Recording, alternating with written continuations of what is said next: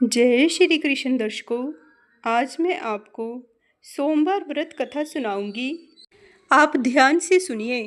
किसी नगर में एक धनी व्यापारी रहता था। दूर दूर तक उसका व्यापार फैला हुआ था। नगर के सभी लोग उस व्यापारी का सम्मान करते थे। इतना सब कुछ संपन्न होने के बाद भी वह व्यापारी बहुत दुखी था, क्योंकि उसका कोई भी पुत्र नहीं था, जिस कारण अपने मृत्यु के पश्चात व्यापार के उत्तराधिकारी की चिंता उसे हमेशा ही सताती रहती थी। पुत्र प्राप्ति की इच्छा से व्यापारी प्रत्येक सोमवार भगवान शिव जी की व्रत व पूजा किया करता था और शाम के समय शिव मंदिर में जाकर शिव जी के सामने घी का दीपक जलाया करता था। उसकी भक्ति देखकर माँ पार्वती जी प्रसन्न हो गई और भगवान शिव से उस व्यापारी की मनोकामना पूर्ण करने का निवेदन किया।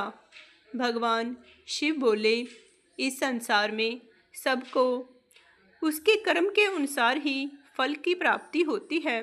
जो प्राणी जैसा कर्म करते हैं उन्हें वैसा ही फल प्राप्त होता है।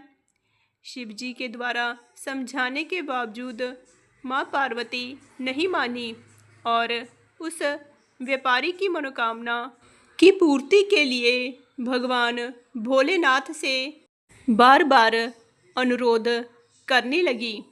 अंततः माता के आग्रह को देखकर भगवान भोलेनाथ ने उस व्यापारी को पुत्र प्राप्ति का वरदान दे दिया।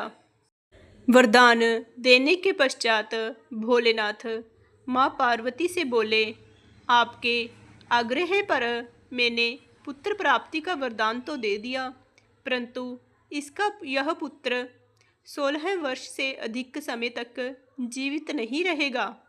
उसी रात भगवान शिव उस व्यापारी के स्वप्न में आए और उसे पुत्र प्राप्ति का वरदान दिया और उसके पुत्र के 16 वर्ष तक जीवित रहने की बात भी बताई। भगवान के वरदान से व्यापारी को खुशी तो हुई, लेकिन पुत्र की अल्पायु की चिंता ने उस खुशी को नष्ट कर दिया। व्यापारी पहले की तरह सोमवार के दिन भगवान शिव जी का विधिवत व्रत करता रहा।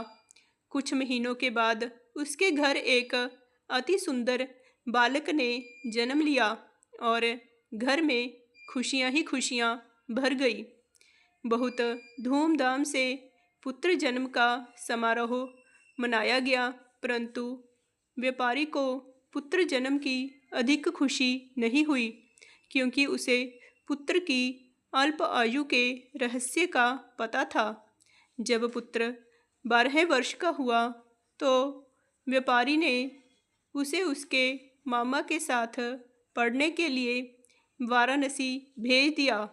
लड़का अपने मामा के साथ शिक्षा प्राप्ति हेतु चल दिया। रास्ते में जहाँ भी मामा भांजे विश्राम हेतु रुकते, वहीं यज्ञ करते और ब्राह्मणों को भोजन कराते। लंबी यात्रा के बाद मामा भांजे एक नगर में पहुँचे। उस दिन नगर के राजा की कन्या का विवाह था, जिस कारण पूरे नगर को सजाया गया था। निश्चित समय पर बारात आ गई, लेकिन वर का पिता अपने बेटे के एक आंख से काने होने के कारण बहुत चिंतित था। उसे भय था कि इस बात का पता चलने पर कहीं राजा विवाह से इनकार न कर दे, इससे उसकी बदनामी भी होगी। जब वर के पिता ने व्यापारी के पुत्र को देखा तो उसके मस्तिष्क में एक विचार आया। उसने सोचा कि क्यों ना इस लड़के को दूल्हा बनाकर राजकुमारी से विवाह करा दूं। विवाह के बाद इसको धन देकर विदा कर दूंगा और राजकुमारी को अपने नगर में ले जाऊंगा।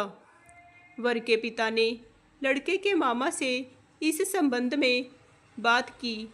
मामा ने धन मिलने के लालच में वर के पिता की बात स्वीकार कर ली। लड़के को दूल्हे का वस्त्र पहनाकर राजकुमारी से विवाह करवा दिया गया। राजा ने बहुत सारा धन देकर राजकुमारी को विदा किया।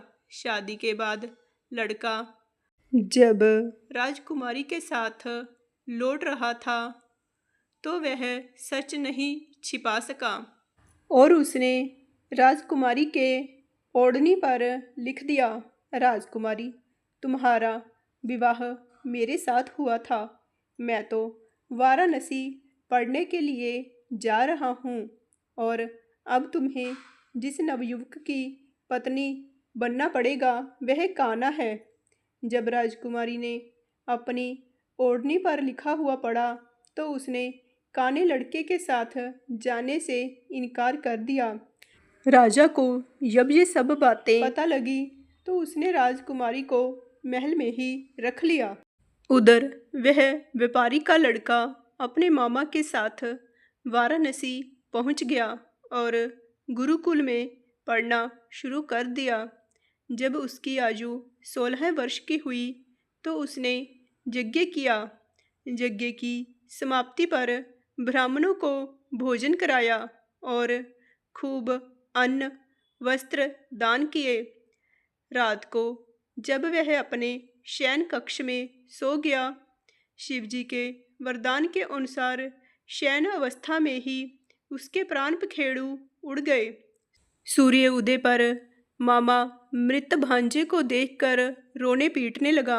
आसपास के लोग भी एकत्र होकर दुख प्रकट करने लगे। लड़के के मामा के रोने और विलाप करने के स्वर समीप से गुजरते हुए भगवान शिव और माता पार्वती ने भी सुने। माता पार्वती ने भगवान शिवजी से कहा, हे प्राणनाथ, मुझसे इसके रोने के स्वर सहन नहीं हो रहे। आप इस व्यक्ति के कष्ट को दूर अवश्य करें। भगवान शिवजी ने माता पार्वती के साथ अदृश्य रूप में समीप जाकर देखा तो भोलेनाथ माता पार्वती से बोले, यह तो उसी व्यापारी का पुत्र है जिसे मैंने 16 वर्ष की आयु का वरदान दिया था। अब इसकी आयु पूरी हो गई है। माँ पार्वती ने फिर भगवान शिवजी से निवेदन कर उस बालक को जीवन देने का आग्रह किया। माँ पार्वती के आग्रह करने पर भगवान शिवजी ने उस लड़के को जीवित होने का वरदान दिया और कुछ ही पल में वह लड़का जीवित होकर बैठ गया। शिक्षा समाप्त करके लड़का मामा के साथ अपने नगर की ओर चल दिया। दोनों चलते हुए उसी नगर में पहुँचे जहाँ उसका विवाह हुआ था। उस नगर में भी यज्ञ का आयोजन किया। समीप से गुजरते हुए नगर के राजा ने यज्ञ का आयोजन देखा और उसने तुरंत ही लड़के और उसके मामा को पहचान लिया। यज्ञ के समाप्त होने पर राजा मामा और लड़के को महल में ले गया और कुछ दिन उन्हें महल में रखकर बहुत सा धन वस्त्र आदि देकर राजकुमारी के साथ विदा कर दिया। इधर भूखे प्यासे रहकर व्यापारी और उसकी पत्नी बेटे की प्रतीक्षा कर रहे थे। उन्होंने प्रतिज्ञा कर रखी थी कि यदि उन्हें अपने बेटे की मृत्यु का समाचार मिला तो दोनों अपने प्राण त्याग देंगे। परंतु जैसे ही व्यापारी ने अपने बेटे के जीवित वापस लौटने का समाचार सुना तो वह बहुत ही प्रसन्न हुआ। वह अपनी पत्नी और मित्रों के साथ नगर के द्वार पर पहुंचा। अपने बेटे के विवाह का समाचार सुनकर पुत्रवधू राजकुमारी को देखकर उसकी खुशी का ठिकाना ना रहा। उसी रात भगवान शिव ने व्यापारी के स्वप्न में आकर कहा, हे श्रेष्ठी, मैंने तेरे सोमवार के व्रत करने और व्रत कथा सुनने से प्रसन्न होकर तेरे पुत्र को लंबी आयु प्रदान की है। पुत्र की लंबी आयु जानकर व्यापारी बहुत ही प्रसन्न हुआ।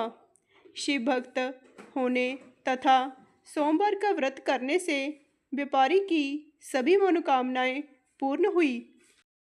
इसी प्रकार जो भक्त सोमवार का विधिवत व्रत करते हैं और व्रत कथा सुनते हैं, उनकी सभी मनोकामनाएं पूर्ण होती हैं।